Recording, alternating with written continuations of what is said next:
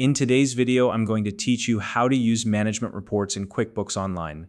Whether you're a business owner, an accountant, or someone managing finances, management reports are a powerful tool to gain insights into your company's performance.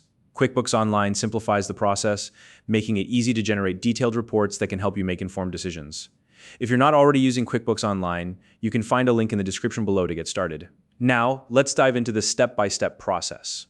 First, open QuickBooks Online and locate the left navigation panel. This is the main menu that allows you to access all the key features of QuickBooks.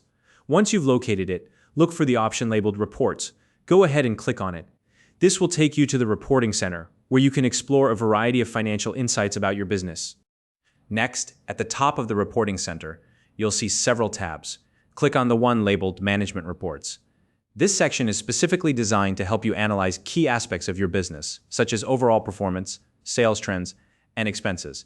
If you don't see this tab, don't worry, we'll cover what to do in that situation later in this video. Once you're in the Management Reports section, take a moment to review the three available report options: Company Overview, Sales Performance, and Expenses Performance. Each report is designed to focus on a specific area of your business. The Company Overview gives you a snapshot of how your business is doing overall, while the Sales Performance Report dives into your revenue trends. The Expenses Performance Report, as the name suggests, breaks down your spending to highlight where your resources are going. When you've decided which report you'd like to generate, simply click the Preview button next to that report. QuickBooks will begin creating a live version of the report using your business data. This process may take a few moments, depending on the size of your data, so sit tight while it loads.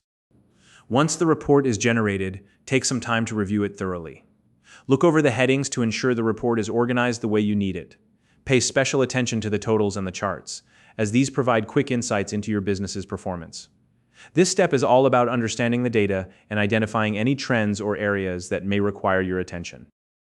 Now, what if you don't see the Management Reports tab in your QuickBooks Online account?